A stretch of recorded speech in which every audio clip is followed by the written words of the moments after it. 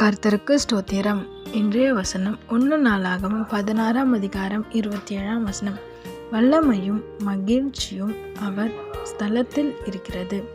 1 நாளாகமம் 16 அதிகாரம் 27 வசனம்.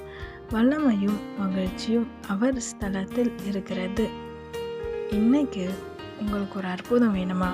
உங்கள் வாழ்க்கையில் சந்தோஷம் வேணுமா? மகிழ்ச்சி வேணுமா? அதெல்லாம் யார்கிட்ட இருக்குன்னா ஏசப்பா கிட்ட இருக்காமே.